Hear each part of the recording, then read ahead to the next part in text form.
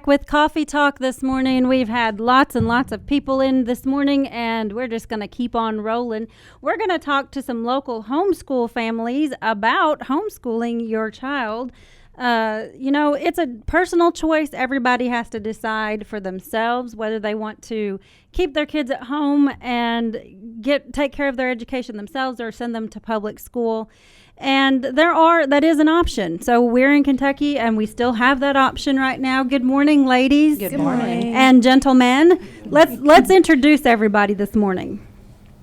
Start from here and go around. My name's Natalie Lee, and me and my family lived here in Princeton about 3 or 4 years, and we've been homeschooling for about 6 years, and we like it here and like trying to build the homeschool community. I'm Robin Smith, and I'm originally from Princeton, lived in Marion for a while, and then moved back about 3 years ago, and we've been homeschooling for almost 9 years. And my name is Denise Parshell, and we are a retired Air Force family, and this is our 14th year of homeschooling. Connor Parshell, and I have been homeschooled for 10 years. 10 years now. And Connor, I'm going to have you share a microphone with your mom because that one does not seem to be working for whatever reason. The buttons are all pushed, I promise. I've pushed the right buttons, but it's not working for me.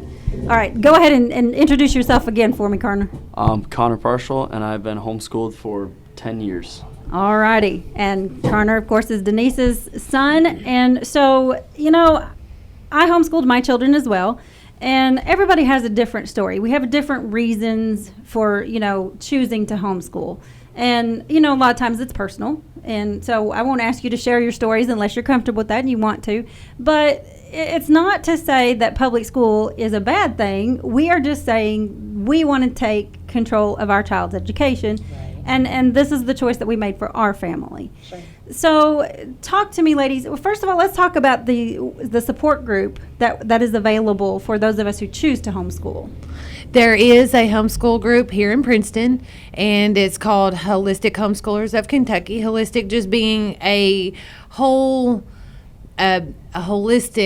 as far as good for the whole person. Like, it isn't just one aspect. It's just, good, authentic education for the child, for the family. But anyways, we meet, we have a regular co-op. We meet every other Friday at the library, and we do activities within the community and field trips and things together. And when you say the word co-op, what does that mean? Co-op just being getting together and the parents taking turns teaching a different subject or interest or specialty, talent within a certain time frame in the afternoon, and just take turns. And that way the children are getting, some other instruction other than just from, their own parent. And how long has the group been? 3 years. 3 years, Mm-hmm. okay. And prior to that, so you said you grew up here, and so prior to the support group that formed 3 years ago, was there anything to? There's a group that encompasses Western Kentucky, but it's a lot larger area. And right now, most of its meetings are stationed in Marion. Okay, all right. And if I'm just getting started, you said you've been doing this for 14 years, so you're the most experienced next to me, because I had a little bit more experience than 14 years. But anyway, mine are both graduated in college. But what would you suggest to someone who's just getting started? Well, I would definitely talk to somebody that's homeschooled if you have that opportunity. Check out some of these groups, get a hold of somebody and talk to them. I did a lot of research. There's a lot of information on the internet that you can find. I had mentioned the last time we were here, HSLDA is a great resource, and there's a lot of free information online from them. But honestly, I think it's best if you can talk to somebody that's done it. Okay, so a good starting point would be to reach out to a current homeschooler. Right. Okay. And ladies, do you have some contact information for somebody that might be a good resource? Well, we have the group in Marion I'm not sure how you would get a hold of them other than they have a Facebook page. You can look them up. It's WKCHE, Western Kentucky Christian Home Educators, and there's a lot of people on there that can give you good information. Okay. Now, Connor, have you ever been in public school, or have you always been homeschooled?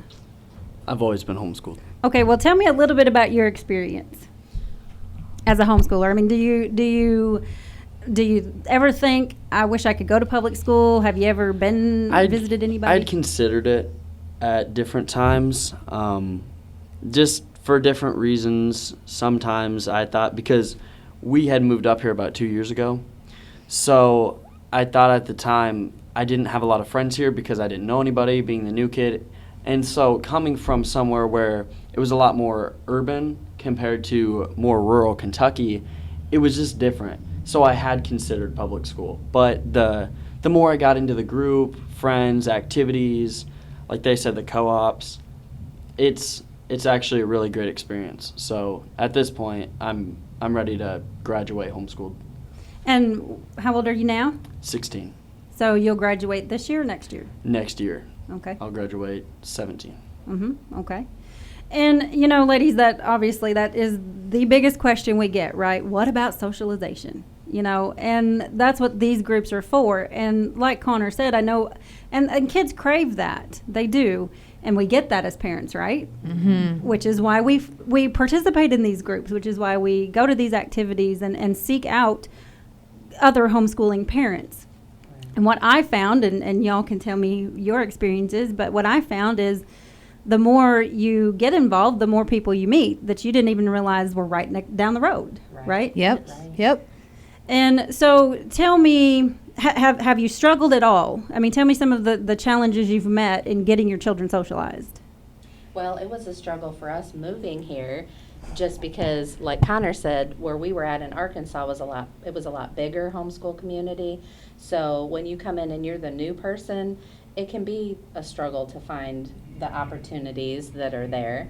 But they're there, you know, it just takes a little bit of time.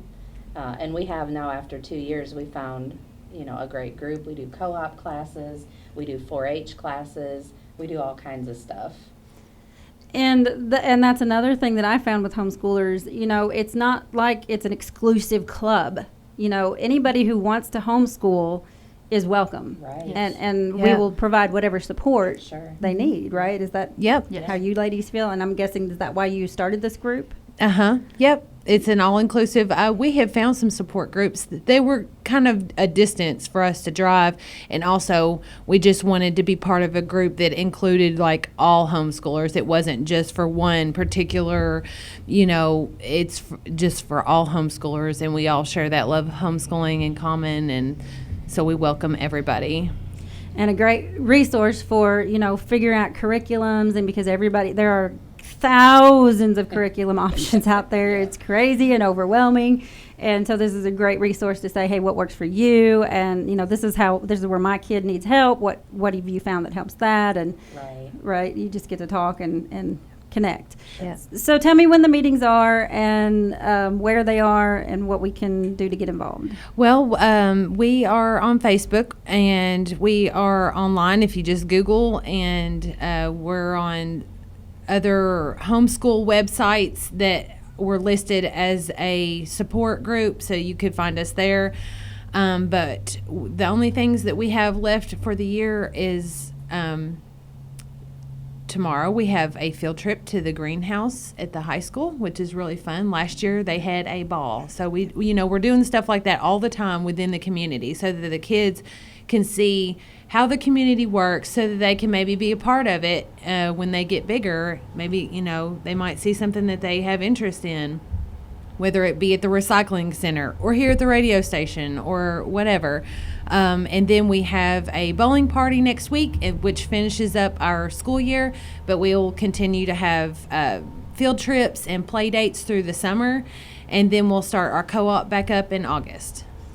All right. Anything else you want to tell me about homeschooling before we wrap up today? Well, I don't know, because you all are a younger group, but the group in Marion are the West Kentucky Christian Home Educators. They also do a homeschool graduation, which is really great.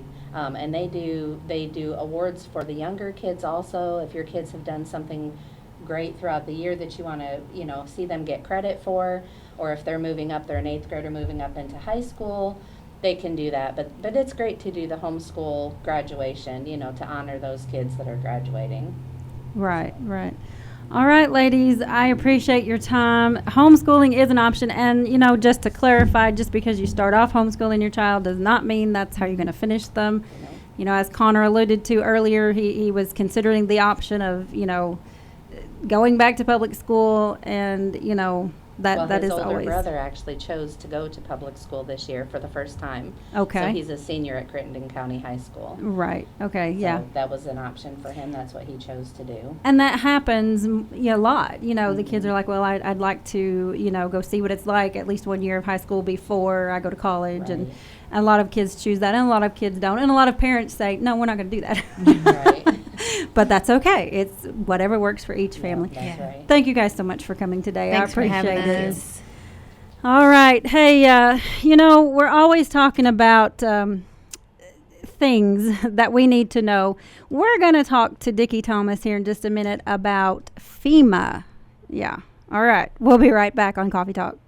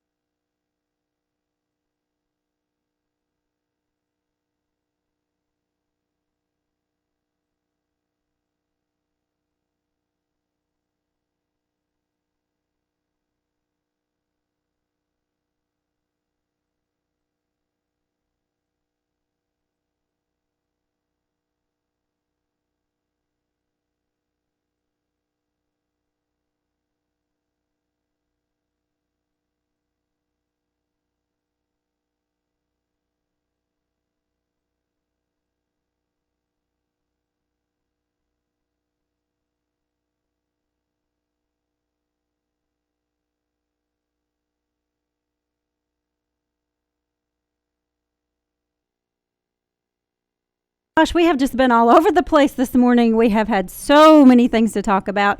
Well, right now, we're going to talk about a topic that joining us this morning. Now, talk to me about FEMA.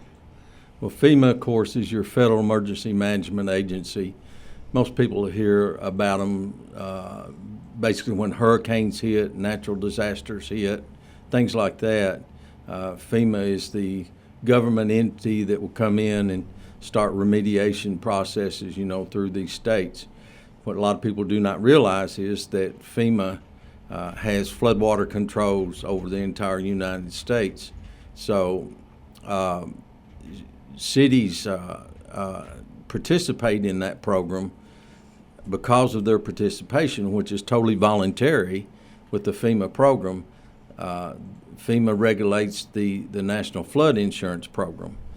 So what that means is if you have a property that you want to buy and it's in a floodplain within the city limits, you will be required, if you finance that property, to obtain flood insurance by your bank or finance company, whoever's doing your loan. So FEMA set up this program back in 1968 as an affordable way to purchase flood insurance to protect lenders. That being said, what that does, that lets these properties be developed, be sold. Otherwise, a lot of people cannot get financing on these properties will sit and deteriorate because they're not able to obtain flood insurance. So FEMA is the controlling factor that sets guidelines on what it takes for a property to be in compliance to be in the National Flood Insurance Program. Okay. All right.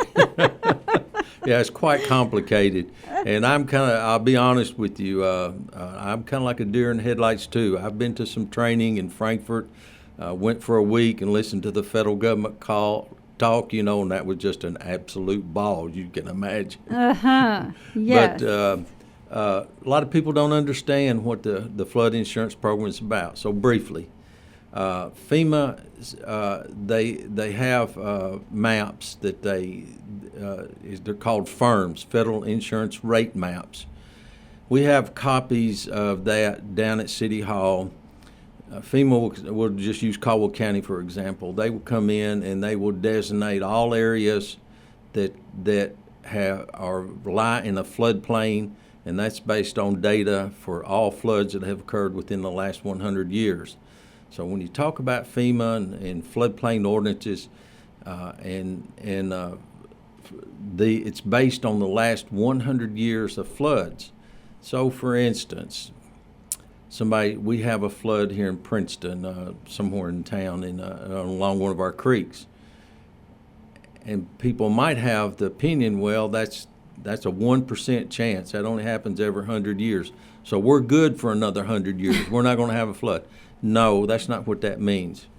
The data that they use is based on all the flood records that they have for the past 100 years and the worst flood in that particular area. So what FEMA does, they set what's called a BFE, a base flood elevation, within those districts. Now, what that base flood elevation is based on is the worst flood that's happened within the last 100 years. So they set a building standard that says you must build above the base flood elevation, okay, if you're going to build in a floodplain. So, and floodplains don't necessarily have to be along creeks. We have an area here in town that actually the landscape is shaped kind of like a saucer. And so it floods quite frequently when we have these heavy rains, 2 or 3 inches within an hour or something. We have a lot of water build up. We have so much rain that comes down that the storm sewers cannot handle it all. So in those areas, if you do not have flood insurance, if your house gets flooded, then you're on your own, because most homeowner policies do not cover flood. That is a separate issue. So FEMA set up these designated areas for lenders, for citizens and all, so that they can determine whether the property they're looking at or property they live in is within a floodplain. Now, FEMA works in conjunction with the state and local governments. So the state has a super website you can go to. It's watermaps.ky.gov. And that site, you can go there. When it comes up, you accept your terms. You'll have a group of maps come up. The map in the upper left-hand corner is the one you want to click on. I can't recall the name of it, pardon me, because they've got dozens of maps. Upper left-hand corner of this screen that comes up. When that brings that map up, if you look in the ribbon in the upper right-hand corner, you type your address in. Any address within the United States. And that map, that address will come up on a map, and it will tell you, and it will indicate whether or not it's in a floodplain. If you're just wanting to identify a piece of property, it's a great site to go to. If you don't know where a piece of property is, it's a super site to go to. Well, that's what I was just thinking. If you're looking to buy a place, might be a good thing to check that real quick. Yes, before it is. Before right. you make your decision. That's right. For me, it would be a determining factor. Right, because building in a floodplain is pretty complicated. It has to have a permit from FEMA or the state and the city and possibly the Army Corps of Engineers. Army Corps of Engineers governs what we call blue line streams, or blue streams is what they call. And anytime there's a flow of water, that flow of water is governed by the Corps of Engineers. So when you're dealing with building along a creek or a water stream, something of that nature, it can be subject to Corps of Engineer permits. FEMA permits, state permits, and city permits. I've made the statement. People want to know, well, how complicated is that? Well, my favorite statement is, if you drive a nail in a tree in a floodplain, you got to have a permit. Now, that's a little bit of an exaggeration, but it's very complicated. My suggestion would be that before you build in a floodplain, or if you want to know if your property's in a floodplain, you can call City Hall, come down and look at our maps. They're available to the public to view at City Hall. You can come down there, and review that, and we can start the process of trying to point you in the right direction. Okay, so if we want some more information, if we can't possibly cover everything that we need to know this morning, I know, but if we want to get some more detailed information, just contact City Hall. Right, Would that be the contact best? City Hall. I want to point out, too, that FEMA is just one side of the coin. They basically deal with flooding issues. We also deal with stormwater management, and that's stormwater management actually comes under the planning and zoning aspect of the city of Princeton, which if you're developing a business over 1 acre, you have to have a stormwater management plan to control runoff. If it's a residence over 2 acres. So they're two different things, Planning and zoning will deal with pre-construction. FEMA and the state Division of Water deals with flooding. So if you're going to build in a floodplain, give an example. I had some people wanted to build a privacy fence in a floodplain. Didn't get the required permit, so I had to issue a stop work order. Well, the standard for, say, in a floodplain is you cannot obstruct the flow of water. So that privacy fence would have had to been built above the BFE, the base flood elevation. The boards would have had to been staggered on each side of the supports, the stringers of it, in order to allow water to flow through it. Meeting FEMA guidelines is one thing. The base flood elevation is, like I said, the 100-year floodplain. That's the highest it's ever come. The city's regulation is 2 foot above FEMA's regulation. So we in the city have a little tougher standard to meet when it comes to building in a floodplain. Building in a floodplain also means that your property will have to be elevated above that base flood elevation. So that can be done either by building up on stilts or filling the land in. But all that takes permits from FEMA. It takes a surveyor to establish the base flood elevation. So it gets a little complicated, a little expensive. All right. Well, Dickie, I appreciate the general information and the little short review that you gave us this morning of FEMA. In that short amount of time, we had about 10 minutes. There was a lot, and you didn't even scratch the surface, I'm sure. No. Yeah. We'll make you a comment. When I went to the training, we pulled up FEMA's acronyms. I can talk about firms, a lot of different things that would just be totally Greek to everybody. So you had to look up FEMA's acronyms. There was 50 pages of acronyms, my gosh. 40 per page. Wow. Yeah. 50 pages with 40 per page Right. of just acronyms. Of and just that's acronyms. just things that they've shortened to make Right. things easier for And themselves. of course, at our training, they knew what they were talking about. We didn't. Trying to flip through the book to see, hey, what was that?